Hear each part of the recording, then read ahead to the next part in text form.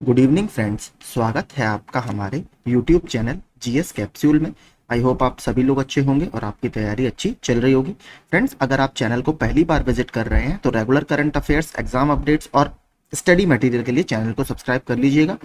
इस वीडियो में हम जूनियर असिस्टेंट के जो प्रैक्टिस सेट्स कवर कर रहे हैं उसका प्रैक्टिस सेट नॉट डिस्कस करेंगे। इसमें बुक में टोटल 10 प्रैक्टिस सेट है, तो ये सेकंड लास्ट प्रैक्टिस सेट है। तो पहला सेक्शन हमारा हमेशा की तरह हिंदी परिज्ञान और लेखन योग्यता का है। चलिए शुरू करते हैं। पहला है गद्यांश। लोक में फैली दुख की छाया को हटाने में ब्रह्मा की आनंद कला जो शक्तिमय रूप धारण करती है, उसकी भीषणता में भी अद्भुत मनोहरता, कटुता में भी अपूर्व मधुरता, प्रचंडता में भी गहरी आर्द्रता के साथ लगी रहती है। विरुद्धों का यही सामंजस्य कर्म क्षेत्र का सौंदर्य है, जिसकी ओर आकर्षित हुए बिना मनुष्य का हृदय नहीं रह सकता। इस सामंजस्य का और कई रूपों में भी दर्शन होता है। किसी कोट पतलून हैट वाले को धारा प्रवाह संस्कृत बोलते अथवा किसी पंडित वेशधारी सज्जन को अंग्रेजी में प्रगल्भ वक्तृता सुन व्यक्तित्व का जो एक चमत्कार सा दिखाई पड़ता है, उसकी तह में भी सामंजस्य का यही सौंदर्य समझना चाहिए। भीषणता और सरसता, कोमलता और कठोरता, कटुता और मधुरता, प्रचंडता और मृदुता का सामंजस्य ही लोक धर्म का सौंदर्य है। आदि कवि वाल्मीकि की वाणी इसी सौंदर्य के उद्घाटन महोत्सव का दिव्य संगीत है। सौंदर्य का यह उद्घाटन असौंदर्य का आवरण हटाकर होता है। धर्म और मंगल की यह ज्योति अधर्म और अमंगल की घटा को फाड़ती हुई फूटती है। इससे कवि हमारे सामने असौंदर्य, अमंगल, अत्याचार, क्लेश इत्यादि भी रखता है। रोष, हाहाकार और ध्वंस का दृश्य भी लाता है, पर सारे भाव, सारे रूप और सारे व्यापार भीतर भीतर आनंद कला के विकास में ही योग देते पाए जाते हैं। यदि किसी ओर उन्मुख ज्वलंत रोष है तो उसके और सब ओर करुण दृष्टि फैली दिखाई पड़ती है। यदि किसी ओर ध्वंस और हाहाकार है तो सब उसका सहगामी रक्षा और कल्याण है। व्यास ने भी अपने जय काव्य में अधर्म के पराभव और धर्म की जय का सौंदर्य प्रत्यक्ष किया है। तो अब देखते हैं क्वेश्चन। कर्म क्षेत्र का सौंदर्य किस में है? तो कर्म क्षेत्र का सौंदर्य विरोधी भावों के सामंजस्य में है। सूटधारी के संस्कृत बोलने पर क्या प्रतिक्रिया मन में उठती है? तो उसका संस्कृत प्रेम मन को छू जाता है। Option C. विध्वंस और अत्याचार के सहगामी भाव क्या हो सकते हैं? तो ये हो सकते हैं आपके रक्षा और मंगल का भाव। आनंद कला के विकास से लेखक का क्या तात्पर्य है? तो इसके लेखक का तात्पर्य है सारे भाव, रूप और व्यापारों में उचित सामंजस्य। इस गद्य अवतरण के लिए उपयुक्त शीर्षक क्या है? तो इसके लिए सबसे उपयुक्त शीर्षक है विरोधों के सामंजस्य का सौंदर्य। Option A. आपका घर जिस शहर में है उस शहर का नाम संज्ञा का कौन सा भेद सूचित करता है? तो आप जिस शहर में रहते हैं वो संज्ञा का कौन सा टाइप है या प्रकार है? वो व्यक्तिवाचक संज्ञा का उदाहरण है। निम्नलिखित प्रश्न में 4 विकल्पों में से दिए गए वाक्य का सही काल वाला विकल्प पहचानिए। दीपा पौधों को पानी दे रही थी, तो इसमें कौन सा है? अपूर्ण भूतकाल है। देखिए, पानी दे रही थी, क्रिया अभी पूर्ण नहीं हुई है, यानी पानी दिया नहीं गया है, पानी अभी दिया जा रहा था। तो भूतकाल तो है ही, लेकिन अपूर्ण भूतकाल।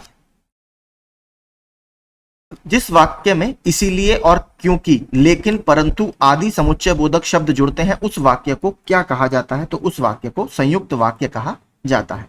मुख कमल समीप सजे थे, दो किसलय दल पुराइन के उपयुक्त पंक्तियों में कौन सा अलंकार है? तो इसमें रूपक अलंकार है। अलंकार के बारे में देखिए, मैं शुरू के वीडियोज में काफी डिटेल में बता चुका हूं और चक्षु पब्लिकेशन में भी हमने काफी डिटेल में देखा था। उच्चारण स्थान की दृष्टि से कौन सा विकल्प शुद्ध है? तो श मूर्धन्य, स दंत्य, श तालव्य और च कंठ है। तो ये आप आराम से देखिए, बोलकर भी निकाल सकते हैं। जो सा है आपका, ये आपका दंत्य है। ठीक है। हिंदी स्वरों का वर्गीकरण जब जीभ के भाग के आधार पर किया जाता है तो निम्नलिखित में से कौन सा भेद इसके अंतर्गत नहीं आएगा? तो देखिए, ये स्वरों के वर्गीकरण है। अगर आपने देखा हो कई सारी बुक्स में अलग अलग है, मतलब है तो सब सेम, लेकिन अलग अलग बुक से आपने कवर इसको किया होगा। तो ये विव्रत स्वर जो है, ये आपका जीभ के भाग के आधार पर, ये इसका क्लासिफिकेशन नहीं है। अग्रस्वर, मध्य स्वर और पश्च स्वर आपका जीभ के भाग के आधार पर क्लासिफिकेशन है। तो जो विव्रत स्वर है ये किस तरीके का क्लासिफिकेशन है? देखिए, इसको जीभ या जिह्वा की ऊंचाई के आधार पर जो क्लासिफिकेशन किया जाता है, जैसे विव्रत, अर्धविव्रत, अर्ध संवृत और संवृत, ये इस क्लासिफिकेशन में आते हैं। जीभ के भाग के आधार पर नहीं, जिह्वा की ऊंचाई के आधार पर यह वर्गीकरण किया जाता है। तो ऑप्शन डी यहां पर सही होगा। रीत्यनुसार शब्द का सही संधि विच्छेद क्या होगा, मैंने आपको बताया था। जैसे अत्यधिक, बीच में आपको आधा अगर कोई वर्ण दिखाई दे तो वहां पर सिंपल है कि कौन सी संधि होगी वहां पर, तो यहां पर यण स्वर संधि होती है ज्यादातर, जिसमें बीच में आपको आधा शब्द दिखाई देता है, जैसे अति प्लस अधिक, अत्यधिक। तो यहां पर रीत्यनुसार का जो सही संधि विच्छेद होगा वो होगा रीति प्लस अनुसार, ऑप्शन ए। अगला, किसी पद उपवाक्य आदि की विशेषता दिखाने के लिए शब्द के नीचे एक रेखा खींचते हैं, उसे क्या कहा जाता है, तो उसे कहा जाता है अधोरेख चिन्ह। निम्नलिखित में अशुद्ध वर्तनी का शब्द है, तो इसमें अशुद्ध वर्तनी किस शब्द की है, मिथिलेश कुमारी। तो मिथिलेश होता है, ठीक है, मिथिलेश इस तरीके से लिखा जाता है, था के ऊपर छोटी ई की मात्रा आएगी। शब्द और समास हमें बताना है, इसमें कौन कौन से समास हैं। तो मैचिंग में देखिए अच्छा प्रश्न इन्होंने बनाया है। यथा, यथाशक्ति, यथाशीघ्र, यहां पर जिसमें पहले पूर्व पद आपका अव्यय होता है वहां पर अव्यय भाव समास होता है। देश विदेश, जो एक तरह से विलोम या विरोधाभास वाले शब्द होते हैं, उसको वहां पर द्वंद्व समास आपका होता है। विदेश गमन और गिरिधर, गिरिधर में आपका बहुव्रीहि समास है और विदेश गमन में तत्पुरुष समास है। तो पहले का दूसरा, बी का पहला, पहले का दूसरा, बी, ऑप्शन सी आपका यहां पर सही होगा। इस विकल्प में सभी शब्द तद्भव शब्द हैं, तो कौन से विकल्प में सभी तद्भव शब्द हैं, आग इसका अग्नि होता है, जीव, जिह्वा, घर का गृह, तो ये सारे आपके तद्भव शब्द हैं। निषिद्ध का विलोम क्या होगा, तो निषिद्ध का विलोम क्या होगा, विहित, ऑप्शन डी। निम्नलिखित में से कौन सा शब्द सरस्वती का पर्यायवाची नहीं है, तो हमसे ये पूछा है कौन सा नहीं है, तो इंदिरा जो है सरस्वती का पर्यायवाची नहीं है। शारदा, वागीश्वरी, वाग्देवी, भारती, ये सभी सरस्वती के पर्यायवाची हैं। इंदिरा आपका लक्ष्मी जी के लिए यूज किया जाता है, ठीक है, लक्ष्मी। इस पुस्तक को देखो, यह कितनी उपयोगी है, वाक्य में सर्वनाम का प्रकार हमें बताना है, तो इसमें निश्चयवाचक सर्वनाम है, ऑप्शन बी। 20वां, मुख्य अतिथि के सम्मान में यह आयोजन किया गया है, इस वाक्य में रेखांकित शब्द में कारक बताइए, तो हमें कारक बताना है, तो इसमें कारक है अधिकरण कारक। उसने नहाकर भोजन किया, इस वाक्य में नहाकर निम्नांकित में से किस क्रिया का उदाहरण है, तो यह पूर्वकालिक क्रिया का उदाहरण है। निम्न में कौन सा निसंकोच शब्द में प्रयुक्त संस्कृत उपसर्ग है, तो इसमें कौन सा उपसर्ग है, तो ये निस उपसर्ग का इसमें प्रयोग किया गया है।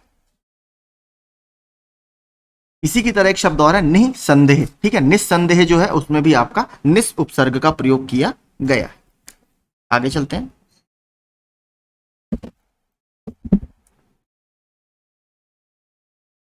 निम्नलिखित में से शुद्ध वाक्य का चयन कीजिए, तो 23वां अगर देखें, कृपया करके खुले पैसे दें, कृपया खुले पैसे देने की कृपा करें, कृपया खुले पैसे दें, तो आपका ऑप्शन सी जो है यही सबसे ठीक है।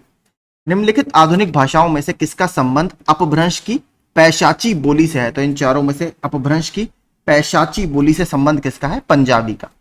चिंतामणि किसका निबंध संग्रह, मैंने आपको ये पहले क्वेश्चन नहीं आया था, हमने अलग से डिस्कस किया था, आचार्य रामचंद्र शुक्ल जी का ये निबंध संग्रह है। निम्नलिखित में से किसके अंतर्गत नियुक्ति, छुट्टियों की स्वीकृति तथा पद वृद्धि आदि की सूचनाएं दी जाती हैं, तो कार्यालय आदेश या ऑफिस ऑर्डर में। मरम वचन जब सीता बोला पंक्ति का प्रयोग हुआ है, तो इसमें क्या है आपका कर्मवाच्य, कृतवाच्य, गलत वाक्य या भाववाच्य, तो ये आपका कर्मवाच्य का उदाहरण। उनके बिना तुम कुछ नहीं हो, वाक्य में संबंध बोधक शब्द कौन सा है, तो इसमें कौन सा संबंध दर्शा रहा है, बिना।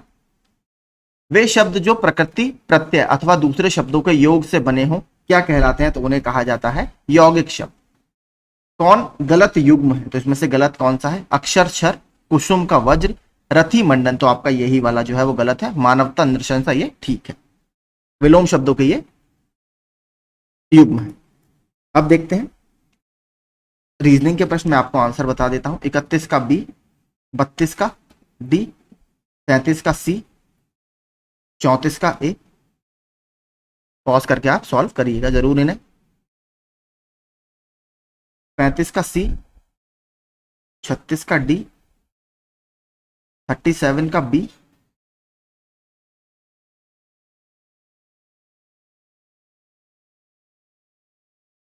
38 का डी, 39 का ए, 40वें का बी। केवल निष्कर्ष 2 अनुसरण करता है। 41वां डी, पैटर्नल अंकल। 42वां सी। 43वां बी। 44वां देखते हैं, बड़ा प्रश्न है, आप पॉज करके आराम से पढ़ लीजिएगा। क्या है सी। अंतिम प्रश्न देखते हैं इसका, रीजनिंग का। 45वां, इसका आंसर है ए। अब देखते हैं सामान्य जानकारी के प्रश्न। 46वां, एक तरफ हमें स्थल दिए हैं हड़प्पा सभ्यता के और एक तरफ नदियां दी हैं। तो सबसे पहले देखते हैं हड़प्पा। हड़प्पा आपका रावी नदी के किनारे है। मोहनजोदड़ो सिंधु नदी के किनारे है। रोपड़ सतलुज नदी के किनारे है, पंजाब में स्थित एक साइट है। धौलावीरा गुजरात के रण ऑफ कच्छ में स्थित एक साइट है जो लूनी नदी के किनारे स्थित है। तो पहले का दूसरा, बी का चौथा, पहले का दूसरा, बी का चौथा, सी का पहला, ऑप्शन ए ही आपका यहां पर ठीक होगा।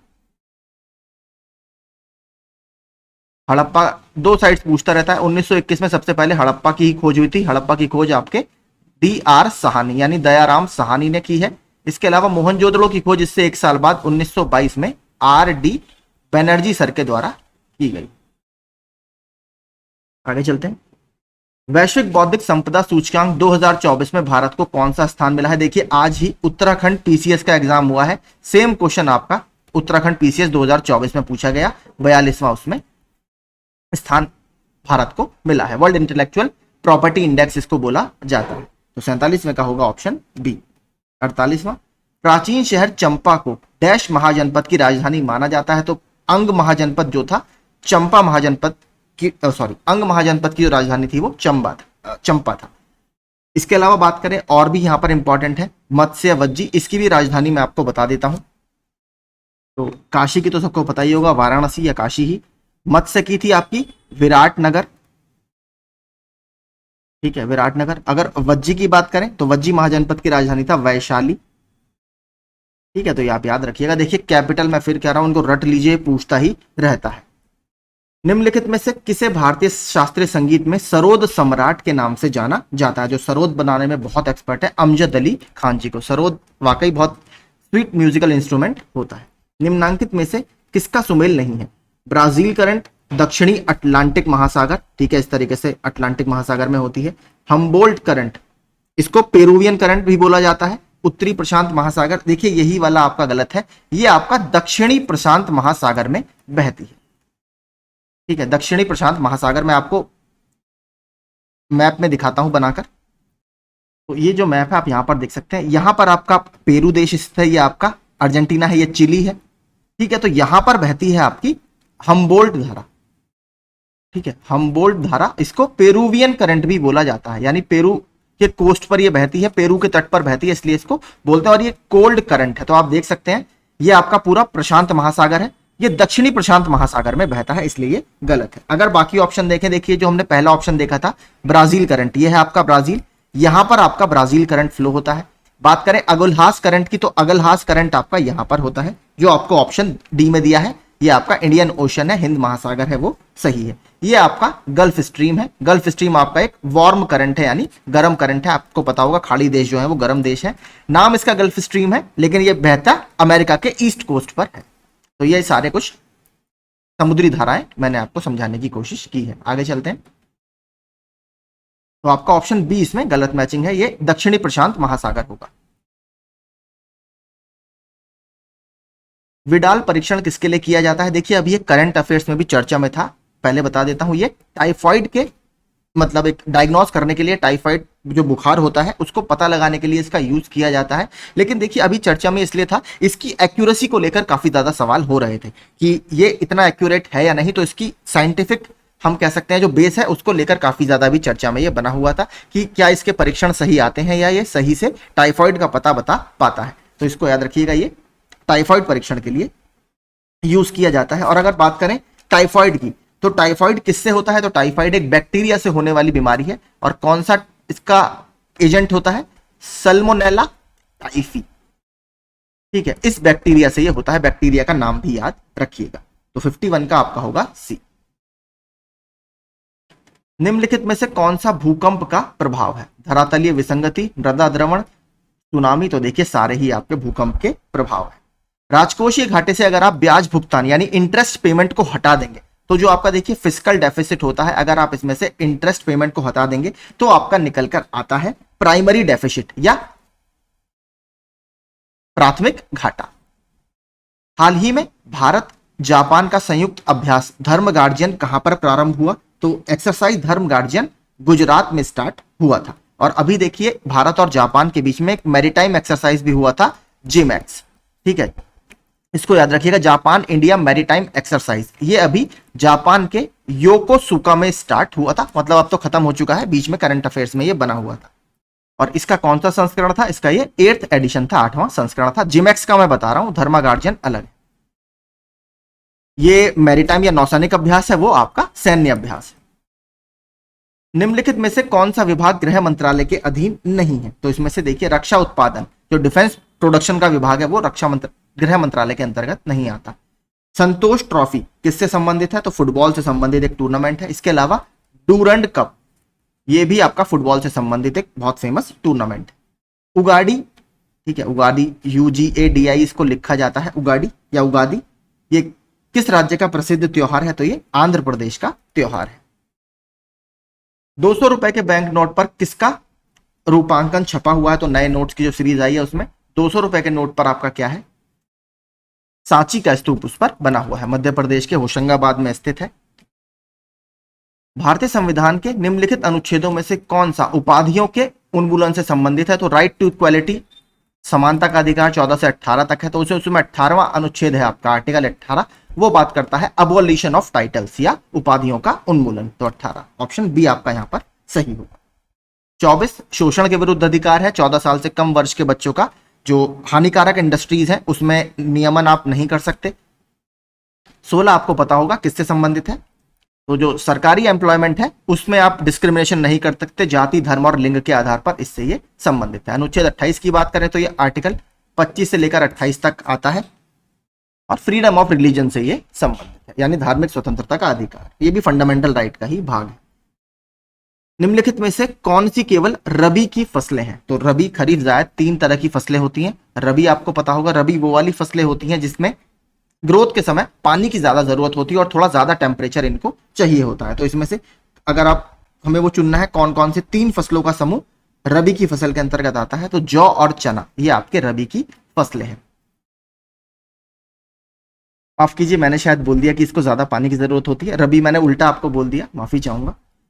रबी की फसलें वो होती हैं जिसको जो थोड़ा कम टेम्परेचर के मौसम में उगाई जाती हैं, जैसे अक्टूबर के सेशन में, जिसमें सबसे इंपॉर्टेंट है आपकी गेहूं की फसल। लेकिन इसमें आपसे देखिए एक चीज पूछिए, केवल रबी की फसल है जो आप किसी और मौसम में नहीं उगा सकते, तो उसमें जौ और चना आपका सबसे बेहतर इसका एग्जाम्पल होगा। ठीक है, इसके लिए माफी चाहूंगा। फिर बता देता हूं, ये थोड़े ठंडे मौसम में यानी अक्टूबर के समय में उगाना इनको शुरू किया जाता है, जब टेम्परेचर कम होना शुरू हो जाता है। और सबसे इंपॉर्टेंट इसमें क्रॉप है आपकी वीट की या गेहूं की। लेकिन ऑप्शन देखिए, फिर प्रश्न ध्यान से पढ़िएगा, केवल रबी की फसल आपसे पूछा है। इनमें से बौद्ध संगतियों और उनके स्थानों का सही युग्म नहीं है। तो 4 बौद्ध संगति आपकी हुई हैं। प्रथम बौद्ध संगति राजगृह, ये आपके अजात शत्रु के टाइम में हुई थी और अध्यक्ष कौन थे? महाकश्यप। दूसरी बौद्ध संगति सारनाथ। तो देखिए दूसरी बौद्ध संगति आपकी गलत है, ये सारनाथ में नहीं हुई थी। इवन सारनाथ में कोई भी बौद्ध संगति आपकी हुई ही नहीं है, ये हुई थी वैशाली में। वैशाली में किस राजा के टाइम में? काल अशोक के टाइम में। और इसमें जो अध्यक्ष थे वो थे सबाकामी या सर्वकामी, ये इसमें अध्यक्ष थे। तो ये आपका गलत है, दूसरा वाला। तो यही आपका सही आंसर होगा। तृतीय बौद्ध संगति पाटलिपुत्र में हुई थी अशोक के शासनकाल में। इसमें जो अध्यक्ष थे वो थे मुगलीपुत्र तिष्य। और चौथी बौद्ध संगति कश्मीर में हुई थी कुंडल वन में, जो कुषाण वंश के राजा थे कनिष्क, उनके शासन काल में। यहां पर बौद्ध धर्म हीनयान और महायान नामक 2 संघों में बंट गया था। हाल ही में डीआरडीओ ने उड़ीसा तट पर किस अत्यधिक कम दूरी की वायु रक्षा प्रणाली यानी एयर डिफेंस सिस्टम का परीक्षण किया? तो आपका है वशोराज, इंग्लिश में इसको VSHORAD यानी very short range air defence system. तो ये इसको लिखा जाता है, ठीक है। हिंदी में इन्होंने ट्रांसलेट करके ऐसे लिखा है। दिल्ली के लाल किला को किस वर्ष यूनेस्को विश्व धरोहर स्थल घोषित किया गया था? तो 2007 में। 63 का क्या होगा? ए। उष्णकटिबंधीय घास के मैदान सवाना और वेल्ड सामान्यतः कहां पाए जाते हैं? तो वेल्ड तो आपका वैसे साउथ अफ्रीका में मिलता है, लेकिन यहां पर कॉन्टिनेंट या महाद्वीप पूछा है तो अफ्रीका महाद्वीप में दोनों आपको देखने के लिए मिलेंगे। दिल्ली का कौन सा सुल्तान अशोक स्तंभ को दिल्ली लाया था? तो फिरोज शाह तुगलक इनको दिल्ली लेकर आया था, और इसने सबसे पहले इन्हें पढ़ने का प्रयास किया था अशोक की ब्राह्मी लिपि को, लेकिन ये पढ़ नहीं पाया था। बाद में 1837 में जेम्स प्रिंसेप ने सबसे पहले इसको पढ़ा है। कंप्यूटर के प्रश्न देखते हैं। 66 डैश एक संसाधक के आंतरिक डेटाबेस में बिट्स की संख्या होती है जिसे संसाधक एक बार में संसाधित कर सकता है। तो 66 का क्या है? Word length. निम्न में से कौन सा एक विशेष प्रयोजन प्रिंटर नहीं है? स्पेशल पर्पस प्रिंटर इसमें से कौन सा नहीं है? Photo printer. अगला 66 कौन सा कथन गलत है? तो 68 इसमें से अगर आप देखेंगे तो एक इनपुट डिवाइस प्रोसेसिंग के बाद परिणाम को रिप्रोड्यूस या प्रदर्शित करता है, तो इसका कोई मतलब नहीं है। अगला कंप्यूटर प्रणाली में निम्न में से सबसे अधिक संग्रह क्षमता किसकी होती है? तो यहां पर अगर देखेंगे तो टेराबाइट। निम्नलिखित में से कौन सा कार्य डिस्क क्लीनअप के माध्यम से नहीं किया जा सकता है? तो पावर का विकल्प बदलना, यह आप नहीं कर सकते हैं। निम्नलिखित सॉफ्टवेयर लाइसेंस में कौन सा स्रोत कोड उपयोगकर्ताओं के संपादन योग्य प्रारूप में उपलब्ध करने की अनुमति देता है? तो कौन देता है? Open source software. रैम के निम्नलिखित में से कौन सा प्रकार फ्लिप फ्लॉप का उपयोग करता है? तो इसमें से जो स्टैटिक रैम है ये फ्लिप फ्लॉप का उपयोग करता है। डैश संवेदनशील जानकारी या डेटा प्राप्त करने के लिए धोखाधड़ी का प्रयास जैसे कि user name, password, credit card विवरण, यह ईमेल स्पूफिंग, त्वरित संदेश और पाठ संदेश द्वारा किया जाता है। तो इसमें से कौन सा आपका ऑप्शन है? फिशिंग। निम्नलिखित में से किस फंक्शन की का प्रयोग चयनित आइटम का नाम बदलने के लिए किया जा सकता है? तो इसमें से कौन सी फंक्शन की का उपयोग हम कर सकते हैं? F2 का। यह प्रश्न भी रिपीट होता रहता है। अंडू फंक्शन का कीबोर्ड शॉर्टकट क्या है? तो कंट्रोल Z आपका अंडू का कार्य करता है। निम्नलिखित में से कौन सा कंप्यूटर का डेटाबेस सॉफ्टवेयर नहीं है? तो MS वर्ड एप्लीकेशन सॉफ्टवेयर का उदाहरण है, डेटाबेस सॉफ्टवेयर ये नहीं है। माइक्रोसॉफ्ट पावर पॉइंट 2016 में डैश में स्लाइड पर दिखाई देने वाली सभी सामग्रियों के लिए फॉर्मेटिंग, पोजीशनिंग और प्लेस होल्डर बॉक्स निहित होते हैं। तो कहां पर पूछ रहा है? स्लाइड मास्टर में। जब आप एक नई एक्सेल वर्कबुक खोलते हैं तो खोलने के समय डिफॉल्ट रूप से कितनी वर्कशीट होती हैं? तो जब आप पहली बार MS एक्सेल का एप्लीकेशन खोलेंगे, जो कि एक एप्लीकेशन सॉफ्टवेयर का ही उदाहरण है, तो आपके पास डिफॉल्ट 3 वर्कशीट्स खुलती हैं। निम्नलिखित में से कौन सा पैराग्राफ फॉर्मेटिंग है? तो इसमें से पैराग्राफ फॉर्मेटिंग क्या है? अलाइनमेंट करना। माइक्रोसॉफ्ट वर्ड 2016 डॉक्यूमेंट में सामग्रियों की तालिका प्रविष्ट करने के लिए आपको डैश मेन्यू टैब पर जाना होगा। तो कौन सी? इंसर्ट मेन्यू टैब पर। उत्तर प्रदेश के देखते हैं। हाल ही में ऑनलाइन ब्लॉगिंग प्लेटफॉर्म 4 द्वारा जारी रिपोर्ट के अनुसार उत्तर प्रदेश भारत का GDP में कितने प्रतिशत का योगदान के साथ देश की दूसरे सबसे बड़ी अर्थव्यवस्था बनकर उभरा है? तो ये 9.5% का योगदान अभी उत्तर प्रदेश का लगभग GDP का पूरे देश की GDP में है। पश्चिम में कौन सी नदी काफी हद तक उत्तर प्रदेश की सीमा निर्धारित करती है? तो कौन सी नदी? आप सबको पता होगा, यमुना नदी। उत्तर प्रदेश में कृषि समृद्धि आयोग की स्थापना किस वर्ष में हुई थी? तो ये 2017 में आया। कौन सा बांध सुमेलित नहीं है? तो राजघाट बांध आपका यमुना नदी पर यह स्थित नहीं है। यमुना की सहायक नदी बेतवा पर यह स्थित है, और उत्तर प्रदेश के कहां पर? ललितपुर में यह पड़ता है। उत्तर प्रदेश में वैकल्पिक ऊर्जा विकास के लिए वैकल्पिक ऊर्जा विकास संस्थान की स्थापना कौन से वर्ष की गई थी? 1983 में। अब हमें बताना है, इसको मैचिंग करना है। तो मैंने आपको बताया था ललितपुर का सोनराई क्षेत्र है, वहां पर आपको क्या देखने के लिए मिलेगा? तांबा देखने के लिए मिलेगा। एक ऑप्शन आप मिलाएंगे सी का दूसरा, एक ही ऑप्शन आपका सही बैठेगा, option B.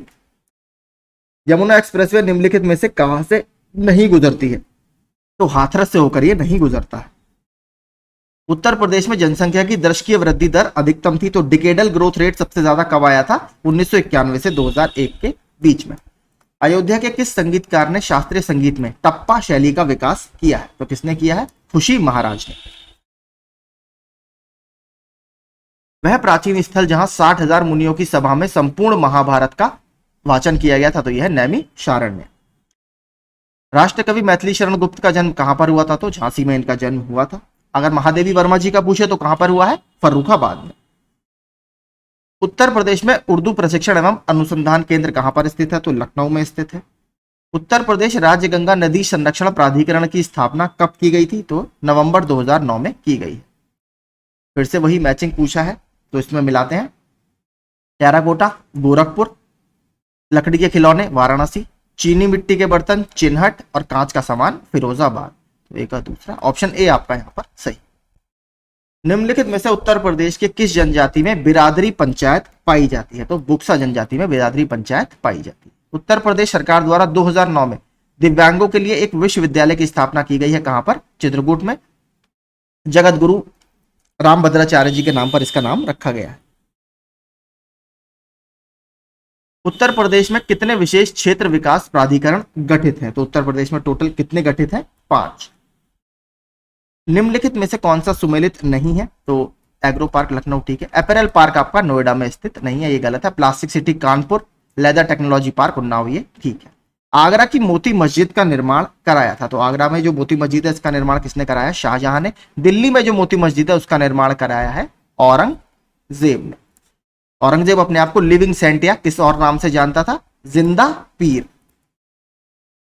Uttar Pradesh budget 2024-25 में कहां पर राष्ट्रीय फैशन टेक्नोलॉजी संस्थान की स्थापना की घोषणा की गई है? तो national institute of fashion technology NIFT, ये कहां पर बनाया जाएगा? उत्तर प्रदेश में वाराणसी में। तो यही देखिए हमारे सारे आज के इंपॉर्टेंट 100 प्रश्न थे। अगर आपको सेशन अच्छा लगा हो, यूजफुल लगा हो, तो प्लीज चैनल को सब्सक्राइब कर दीजिएगा। धन्यवाद।